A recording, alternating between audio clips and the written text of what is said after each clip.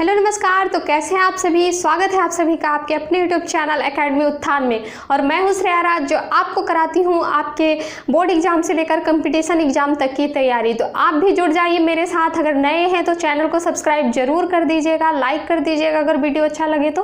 पहले तो वीडियो को अंत तक देखिए। तो आपको मैं कल एक टॉपिक कराई थी और मैंने बच्चों से राय भी लिया था कि क्या मैं इसे कंटिन्यू रखूँ। तो कुछ बच्चे ने कहा कि हाँ मैम इसे कंटिन्यू रखिए, ये बहुत ही हेल्पफुल है। जैसा कि मैं आपको कल कृषि क्रांति के बारे में बताई थी। मैं आपको बताई थी उसमें कि हमारे पास जो हमारे एग्जाम्स में जो छोटे छोटे टॉपिक्स होते हैं, जिसमें कि 10 क्वेश्चंस होते हैं, 5 क्वेश्चंस होते हैं, हम या तो उसके एक एक पॉइंट को रटते हैं। आज एक पॉइंट पढ़ा, 2 महीने बाद उसी पॉइंट से रिलेटेड कोई दूसरा क्वेश्चन मुझे कहीं देखने को मिलेगा। फिर तो इस तरह से चीज़ें एक साथ नहीं होती, एक साथ लाने में आपको बहुत परेशानी होती है। तो इसीलिए मैं एक साथ, यानी कि आपके पास जो बेस्ट कंटेंट होने चाहिए, एक साथ होने चाहिए, आपको याद होने चाहिए, जो इम्पोर्टेंट है वो मैं आपको करवा रही हूँ। तो मैं डेली क्विज भी करवा रही हूँ शाम को 4 बजे, तो आप लाइव जरूर जुड़िएगा। उसके बाद मैं ट्रिक भी दे रही हूँ आपको, उसके बाद ये टॉपिक करवा रही हूँ और इसी के साथ मैं ज्योग्राफी के भी बहुत सारे पार्ट आपके कवर कर रही हूँ बेसिक के रूप में। तो इसीलिए आप मेरे चैनल से जुड़ जाइए, आप यहाँ से तैयारी करें। इस बार आपका सिलेक्शन तो पक्का है। तो आज जो मैं लाई हूँ वो 2 ऐसे टॉपिक्स है, इसरो और DRDO कि यानी कि ये दोनों ऐसे टॉपिक है जिससे एग्जाम में क्वेश्चंस आते हैं इसकी स्थापना को लेकर, इसके अध्यक्ष को लेकर, इसके मुख्यालय को लेकर। तो इसके साथ साथ मैं इससे रिलेटेड, इसके बारे में तो मैं टोटल कंटेंट यहाँ टोटल चीज़ें आपको बताऊंगी। उसके अलावा इससे रिलेटेड जो भी चीज़ें होंगी मैं यहाँ आपको बताऊंगी। तो इसीलिए आप जुड़ जाइए चैनल को से और कमेंट करके ज़रूर बताइएगा कि कैसा लगा, क्योंकि कमेंट करते हैं तो हमें अच्छा लगता है, हम और भी नई नई पहल आपके लिए लाने के बारे में सोचते हैं। तो चलिए आज जो है पहला टॉपिक ये इसरो है। इसरो के बारे में हम जानेंगे। तो सबसे पहले जानते हैं कि इस इसरो का फुल फॉर्म क्या होता है, क्योंकि ये भी एग्जाम में पूछा जाता है। तो इसका जो फुल फॉर्म होता है Indian space research organisation, Indian space research organisation. आपको ध्यान में रखना है, इसे याद कर लेना है। और मैं तो कही हूँ कि आप एक कॉपी बना लें जिसमें कि आप डेली के क्विज, ट्रिक और ये छोटे छोटे टॉपिक्स, इसे ज़रूर नोट्स बनाएं, क्योंकि एग्जाम से पहले आपको रिवीजन करने में बहुत मदद मिलेगी। तो एक बार आप इसे पहले ध्यान से सुन लें, समझ लें, उसके बाद दूसरी बार इसी वीडियो को आप फिर से चलाकर नोट्स ज़रूर बना लें। तो सबसे पहले देखते हैं इसरो की जो फुल फॉर्म है, ये है इंडियन स्पेस रिसर्च ऑर्गेनाइजेशन। उसके बाद इसरो की स्थापना कब हुई, इसरो की स्थापना कब हुई? तो 15 अगस्त 1969, 15 अगस्त 1969 को इसरो की स्थापना हुई। अब एक क्वेश्चन आता है कि इसरो के जो मुख्यालय कहाँ है, इसरो का मुख्यालय कहाँ है? ये भी एग्जाम में बार बार पूछे जाते हैं। तो आप इसे याद रखेंगे कि इसरो का जो मुख्यालय है ये बेंगलुरु में है, बेंगलुरु में। अब चलिए बेंगलुरु के बारे में बता देती हूँ एक तो बात कि बेंगलुरु को भारत की सिलिकॉन वैली कहा जाता है। आप लोग जानते भी होंगे और मैं बता भी देती हूँ, क्योंकि मुझे एक्स्ट्रा बताने में आप लोग को बहुत मज़ा आता है। तो भारत की जो ये बेंगलुरु है, इसे सिलिकॉन वैली कहा जाता है। इसमें 2 टाइप से होते हैं, आप कंफ्यूज मत कीजिएगा, अभी मैं बताती हूँ। भारत की जो सिलिकॉन वैली है ये तो बेंगलुरु को कहा जाता है, लेकिन भारत की जो साइलेंट वैली है, एक साइलेंट वैली भी है, ये किसे कहा जाता है? तो ये केरल को कहा जाता है। तो आप इसमें कन्फ्यूज नहीं होंगे। भारत की सिलिकॉन वैली बेंगलुरु और भारत की साइलेंट वैली केरल है। उसके बाद देखिए बेंगलुरु को IT राजधानी भी कहा जाता है, भारत की IT राजधानी। वो इसलिए कहा जाता है क्योंकि ये अभी का सबसे बड़ा टेक हब है, सबसे बड़ा, विश्व का सबसे बड़ा टेक हब। अगर अभी जो सर्वेक्षण हुआ 2020 के अनुसार, तो सबसे बड़ा टेक्नोलॉजी हब बेंगलुरु ही है। और इसके बाद दूसरे नंबर पे लंदन आता है, क्योंकि लंदन ने ही ये सर्वे किया। ये लंदन की रिपोर्ट है जिसमें कि बेंगलुरु को फर्स्ट स्थान दिया गया टेक्नोलॉजी हब के रूप में और लंदन दूसरे स्थान पर है। तो इस तरह ये भारत की IT राजधानी भी कही जाती है टेक्नोलॉजी के क्षेत्र में। तो ये हो गया इसका फुल फॉर्म। ये स्थापना कब हुई? 15 अगस्त 1969 को। इसका मुख्यालय कहाँ है? बेंगलुरु में है। अब जानते हैं इसके वर्तमान में अध्यक्ष कौन है, वर्तमान में अध्यक्ष कौन है इसके? तो वर्तमान में जो के सिवान है, के सिवान आप लोगों ने देखा भी होगा न्यूज़ चैनल सब पे उन्हें। तो के सिवान जो है वर्तमान में इंडियन स्पेस रिसर्च ऑर्गेनाइजेशन यानी कि इसरो के अध्यक्ष हैं। और के सिवान को हाल ही में एक पुरस्कार मिला, जैसे सभी अच्छे कामों के लिए कोई पुरस्कार मिलता है, तो उसी तरह के सिवान को वान कर्मन पुरस्कार, आप इसे जरूर याद रखिएगा, ये एग्जाम में आ सकते हैं। तो वान कर्मन पुरस्कार के सिवान को इधर हाल ही में मिला है।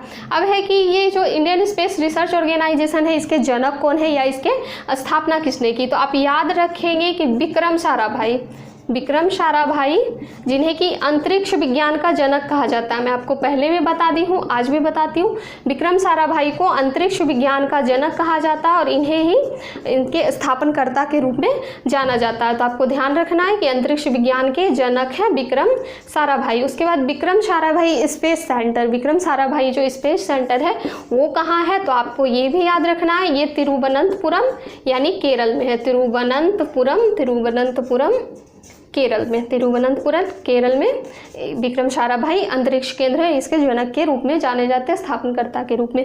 तो इसरो के बारे में ये बातें होगी। अब चलिए जानते हैं कि इसरो जो है, इसरो अपना जो मिसाइल बनाता है, जो रॉकेट बनाता है, वो लॉन्च कहाँ से करता है, यानी कि इसका मुख्यालय तो बेंगलुरु में है, लेकिन ये कहाँ से लॉन्च करता है, तो आप याद रखेंगे सतीश धवन अंतरिक्ष केंद्र, सतीश धवन अंतरिक्ष केंद्र श्रीहरिकोटा, सतीश धवन अंतरिक्ष केंद्र श्रीहरिकोटा आंध्र प्रदेश, श्रीहरिकोटा आंध्र प्रदेश से ये अपना मिसाइल लॉन्च करता है। आंध्र प्रदेश को मैं शॉर्ट में लिख देती हूँ। तो इसरो जो अपना मिसाइल कहाँ से लॉन्च करता है, ये श्रीहरिकोटा सतीश धवन अंतरिक्ष केंद्र आंध्र प्रदेश से लॉन्च करता है। और जैसे कि अभी हाल ही में ये PSLV 51, PSLV C51 और अमेजोनिया फर्स्ट, ये सबको यहीं से लॉन्च किया। तो ये इसरो के बारे में मैंने कुछ बातें बता दी कि इंडियन स्पेस रिसर्च ऑर्गेनाइजेशन, इसकी स्थापना 15 अगस्त 1969 को ही, इसका मुख्यालय है ये बेंगलुरु में। बेंगलुरु को सिलिकॉन वैली कहा जाता है, साइलेंट वैली केरल को कहा जाता है। भारत की टेक हब यानी कि IT राजधानी में बेंगलुरु है। और इसके अध्यक्ष कौन है इसरो के, के सिवान है, इन्हें वान कर्मन पुरस्कार मिला। और इसरो के जो जनक या स्थापनकर्ता विक्रम साराभाई हैं, जिन्हें अंतरिक्ष विज्ञान का जनक कहा जाता है। और ये जो विक्रम साराभाई स्पेस सेंटर है, ये तिरुवनंतपुरम केरल में। उसके बाद है कि इसरो अपना रॉकेट कहाँ से लॉन्च करता है, तो ये सतीश धवन अंतरिक्ष केंद्र, जैसे कि हाल ही में इन्होंने PSLV C51 या फिर अमेजोनिया फर्स्ट जिसे कहते हैं, इसे भी लॉन्च किया था। तो ये सारी बातें, ये जो कुछ बातें थी, ये इसरो के बारे में आपको ध्यान रखना बहुत ज़रूरी है। वैसे तो देखने में ये कम लग रहा है, लेकिन इसका डिटेल बताने के बाद ये 10+ है, तो आपको ध्यान रखना ज़रूरी है। इसे याद कर लीजिएगा, नोट कर लीजिएगा। अब चलिए इसरो की ही एक जैसा ही कर लीजिए, एक संस्था है DRDO। तो अब हम DRDO के बारे में जानते हैं कि आखिर DRDO क्या है। तो DRDO का जो फुल फॉर्म है, DRDO का जो फुल फॉर्म है, अगर वीडियो, कुछ लोग कहते हैं कि वीडियो क्लियर नहीं दिखाई देता, उस पर जो ये लेटर है, वर्ड है, क्लियर नहीं, तो आप जब भी किसी वाइट बोर्ड के क्लास को देखें, सिर्फ मेरे लिए नहीं, मैं अदर के लिए बता रही हूँ कि किसी भी ऑनलाइन क्लास यदि वाइट बोर्ड के हैं तो आप वीडियो की क्वालिटी को 480 करके देखें। यानी कि यूट्यूब के साइड में जो आपको 3 पॉइंट इस तरह से दिख रहे होंगे, उनको क्लिक करें, उसमें वीडियो क्वालिटी आएगा, उसको 480 करके देखें। इससे क्या होगा कि एक तो आपको चीज़ें क्लियर दिखेंगी और दूसरे आपकी आई पे जो इफेक्ट पड़ता है, यानी कि मोबाइल से या लैपटॉप से देखने पे आपके आई पे जो इफेक्ट पड़ता है वो इफेक्ट नहीं पड़ेगा। तो इस बात को आप ध्यान में रखिएगा कि वीडियो क्वालिटी 480 कर लीजिएगा, आपको क्लियर दिखेगा। तो अब DRDO का जो फुल फॉर्म है वो है डिफेंस रिसर्च, यानी कि ये डिफेंस से रिलेटेड है। कुछ बच्चे भी डिफेंस की यहाँ तैयारी भी करते होंगे, एयरफोर्स नेवी के। Defence research development organisation, defence research development organisation इसका फुल फॉर्म होता है, डिफेंस रिसर्च डेवलपमेंट ऑर्गेनाइजेशन। उसके बाद है कि DRDO की स्थापना कब हुई, तो DRDO की स्थापना 1958 को हुई। 1958 को DRDO की स्थापना हुई। और DRDO का मुख्यालय कहाँ है, तो DRDO का मुख्यालय जो है वो दिल्ली में है। दिल्ली में राष्ट्रपति भवन, दिल्ली में जो राष्ट्रपति भवन है उसी के बगल में सेना का भवन है, और उसी भवन के जस्ट सामने ही दिल्ली में है DRDO का मुख्यालय। अब DRDO के वर्तमान में अध्यक्ष कौन है, तो वो सतीश रेड्डी, इनका पूरा नाम G सतीश रेड्डी भी है, लेकिन इन्हें सतीश रेड्डी के नाम से जाना जाता है। तो आप DRDO के अध्यक्ष के रूप में सतीश रेड्डी को याद रखेंगे। अब एक क्वेश्चन आता है कि DRDO का ध्येय वाक्य क्या है। जैसे किसी भी संस्था का एक ध्येय वाक्य होता है, जैसे आपने यदि UPSC की ट्रेनिंग जहाँ होती है, IAS लोगों की ट्रेनिंग जहाँ होती है, आप देखे होंगे वीडियो में, मैसूरी में जो लवासना जिसे नाम से जानते हैं, लवासना के नाम से जिसे जानते हैं, LVSNA, तो वहाँ पे आपने गेट पे देखा होगा, ओरिजिनल में तो देखने का कहाँ, आपने वीडियो में ही देखा होगा।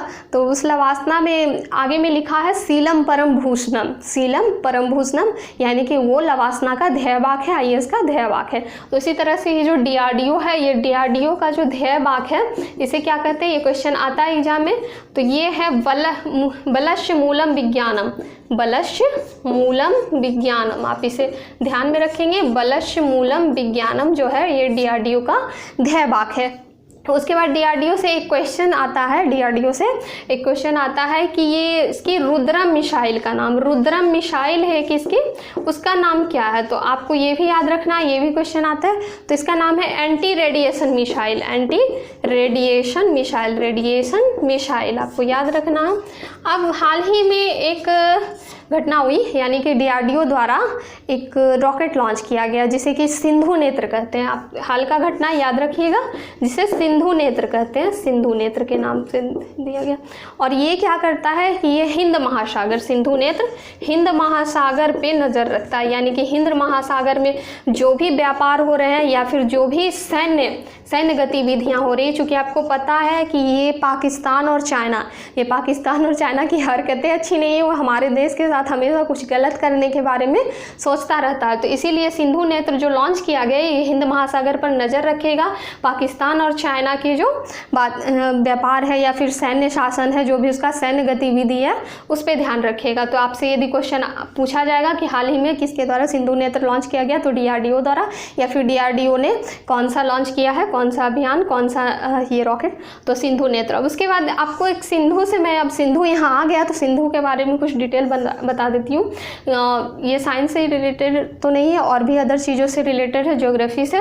तो एक सिंधु जल संधि, ये क्वेश्चन बहुत आते हैं। वैसे तो सिंधु घाटी सभ्यता के भी बहुत लंबे चौड़े क्वेश्चंस हो जाएंगे अगर मैं बताने लगूँ यहाँ तो आप बस इतना याद रखिए कि सिंधु जल संधि भारत और पाकिस्तान के बीच एक संधि है। ये 1960 में हुआ, किसके समय में, तो PT नेहरू, पंडित जवाहरलाल नेहरू के समय में 1960 में सिंधु जल समझौता हुआ। सिंधु जल समझौता क्योंकि भारत और पाकिस्तान के बीच सिंधु नदी बहती है भारत के ऊपरी छोर से, ये जो है इस तरह से ऊपरी छोर मानसरोवर से लेकर पाकिस्तान में जाती है सिंधु नदी। तो इसीलिए पाकिस्तान के और भारत के बीच जो जल का विवाद था, जल को लेकर एक समझौता वर्ल्ड बैंक की अध्यक्षता में किया गया। आपसे ये भी क्वेश्चन पूछ सकता है कि किसकी अध्यक्षता में किया गया, तो वर्ल्ड बैंक की अध्यक्षता में 1960 ईस्वी में पंडित जवाहरलाल नेहरू के शासनकाल में किया गया भारत और पाकिस्तान के बीच सिंधु जल समझौता। वैसे तो इसके बहुत सारे पार्ट हैं कि कितना पानी किसको मिलना चाहिए, भारत की जो ऊपर से 3 नदियाँ, फिर 3 नदियाँ, तो ये मैं आपको जिस दिन नदी पढ़ाऊंगी डिटेल में ज्योग्राफी का पार्ट, तो उस दिन मैं आपको मैप के माध्यम से समझा दूंगी। तो अभी के लिए आपको इतना याद रखेंगे। तो ये 2 टॉपिक थे जो कि आपके आज क्लियर हो गए हैं इतने कम समय में, और इससे क्वेश्चन तो आपको छूटने ही वाले नहीं। आप एक चीज़ देखे होंगे, आप ये बताइए कि आपको मेहनत करना है कि नहीं। आप एक चीज़ देखे होंगे कि मैं कभी भी मेरे किसी भी वीडियो में आप देखिए कि मैं आंसर्स लिख के नहीं लाती हूँ बोर्ड पे, क्वेश्चंस लिख के लाती हूँ क्योंकि टाइम लग जाएगा क्वेश्चंस को लिखने में।